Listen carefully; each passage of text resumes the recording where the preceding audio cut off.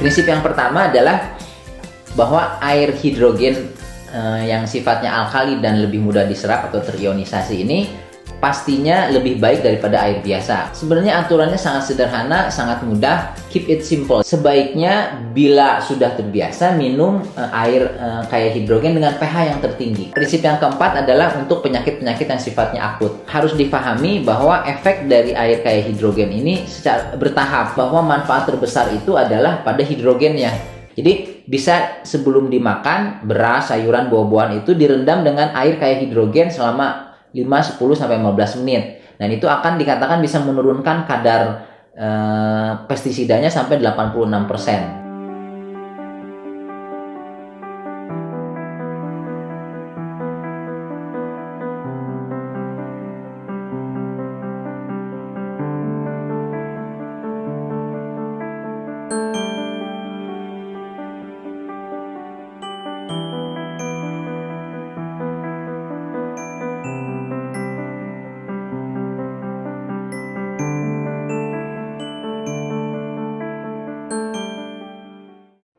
Prinsip yang ketujuh, jumlahnya tidak dibatasi. Artinya jumlah air kayak hidrogen yang boleh diminum sehari-hari secara umum itu tidak dibatasi, tapi minimal jumlahnya ada. Jadi harus mencukupi seluruh kebutuhan sehari-hari. Tadi ada tabel yang tadi ya, berat badan dan kebutuhan cairan. Nah, sesedikit mungkin dicampur dari air dari sumber yang lain, karena air yang biasa kan tidak punya manfaat kesehatan. Kecuali kalau jumlahnya tuh harus dibatasi pada penyakit tertentu, nanti di poin yang ke-8.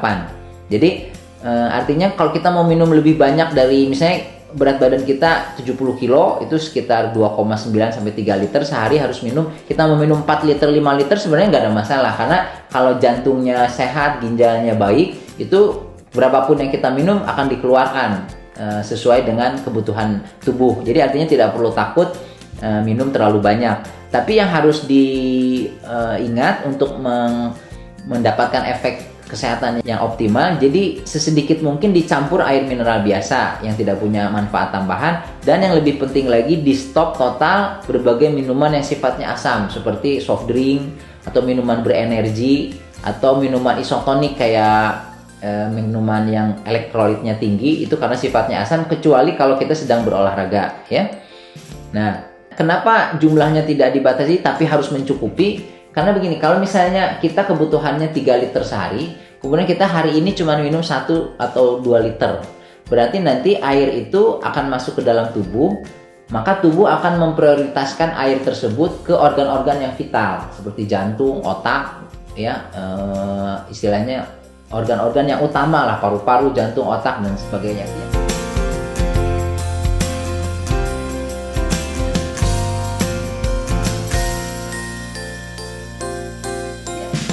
Organ-organ yang kurang penting dianggap kurang vital seperti kulit, sendi, atau misalnya otot gitu, usus halus gitu, tidak mendapatkan air dalam jumlah yang cukup, karena air yang masuk tadi diutamakan untuk organ-organ yang vital. Nah, artinya nanti padahal keluhan-keluhan itu banyak timbul dari keluhan otot dan sendi karena cairan sendinya kurang. Nah, makanya atau kulitnya jadi kusam karena kurang mendapatkan cairan. Artinya semakin banyak kita minum, semakin bagus buat tubuh, karena organ-organ yang kurang vital, dianggap tubuh kurang vital, seperti organ-organ yang sering banyak keluhannya itu, yang selain jantung dan otak serta paru-paru tadi, akan mendapat suplai air yang cukup sehingga keluhan-keluhan juga bisa diminimalisir dan jauh lebih sehat. Kemudian nomor 8, batasi minum air mineral biasa. Ini sekali lagi diangkat, penting sekali. Sebisa mungkin kalau dalam satu hari itu kita minum misalnya bisa 3 liter, semaksimal mungkin semuanya kalau bisa air kayak hidrogen. Jadi seminimal mungkin minum air biasa. Kenapa? Karena air hidrogen itu untuk merehidrasi tubuh tuh jauh lebih bagus. Ada 4 alasan. Pertama, airnya tuh diproses dengan elektrolisis atau disebut air terionisasi, sehingga dia ukurannya itu lebih kecil dikatakan, dan lebih mudah diserap, lebih mudah merehidrasi seluruh sel, jaringan di seluruh tubuh. Itu yang pertama. Yang kedua, kenapa lebih mudah merehidrasi? Karena molekulnya kecil airnya itu, maka bila minum dalam jumlah yang banyak jarang menyebabkan mual atau kembung, sehingga anak-anak terutama dan para lanjut usia yang biasanya sulit minum dalam jumlah banyak bisa jadi lebih banyak minumnya karena airnya itu ukurannya kecil. Ketiga, juga dikatakan air terionisasi ini rasanya lebih enak dan lebih segar, lebih lembut, sehingga lebih mudah kita tuh minum lebih banyak, tidak menimbulkan rasa nyaman kalau banyak minum, seperti orang-orang yang kalau banyak minum terus jadi nggak enak rasanya. Nah itu dengan rasa air yang lebih enak tadi, maka diharapkan bisa konsumsi air lebih banyak sehingga lebih cepat merehidrasi tubuh. Dan keempat, juga ada penelitian yang menunjukkan air yang bersifat alkali itu bisa mempercepat pengosongan lambung, sehingga lebih cepat lagi merehidrasi tubuh dan mempercepat juga penyerapan nutrisi dari makanan. Nah, prinsip yang kesembilan, untuk pasien-pasien ginjal, jantung, lansia, dan sakit berat, ini ada aturan khusus. Pertama, untuk pasien ginjal yang sudah berat atau pasien jantung yang dibatasi cairannya, itu cukup ikuti aturan yang diberikan oleh dokter. Jadi kalau dokternya menyarankan minumnya hanya boleh 1 liter, misalnya ada beberapa pasien cuci darah itu cuma boleh minum 750 cc per hari, maka 750 cc-nya itu ditaati, cuma diganti dengan air kayak hidrogen. Karena banyak sekali penelitian yang menunjukkan manfaat air kayak hidrogen pada pasien-pasien yang menjalani cuci darah untuk meningkatkan kualitas hidup, menurunkan kebutuhan transfusi. Juga nanti akan kita bahas khusus di video tentang manfaat air hidrogen pada cuci darah.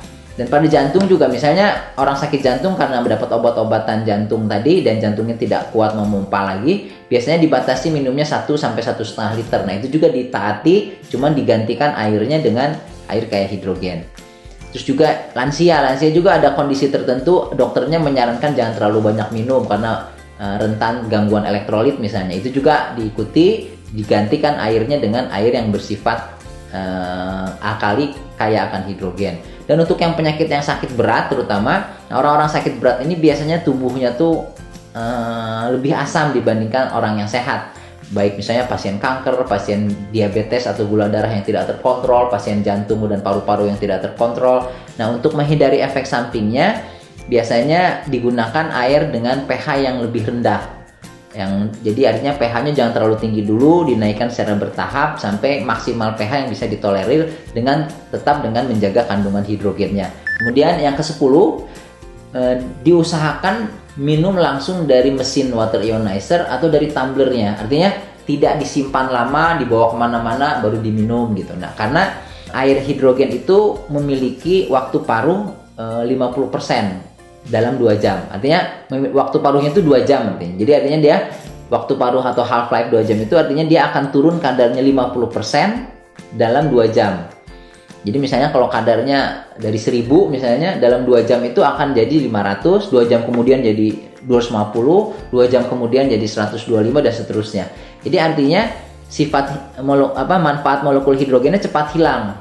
Apalagi kalau tumbler hidrogen itu biasanya nggak terlalu lama, mungkin setengah jam kadar hidrogennya cepat menurun. Sedangkan kalau dari mesin water ionizer itu tergantung mesinnya, ada yang bisa bertahan sampai besok walaupun memang pelan-pelan memang turun. Jadi dalam 24 jam tuh kadar hidrogen masih ada, cuman menurun. Jadi dengan mengingat hal ini, maka diusahakan minum langsung dari mesinnya. Jadi dari mesin langsung diminum 250 cc seperti aturan yang 250 90 90 tadi. Kemudian kalau dari tumbler begitu diproses 2-3 menit jadi langsung diminum sampai habis. Kemudian kita buat lagi, kemudian pada saat akan dikonsumsi kita proses. Nah, jadi artinya diusahakan minum langsung dari mesinnya atau langsung dari tumblernya.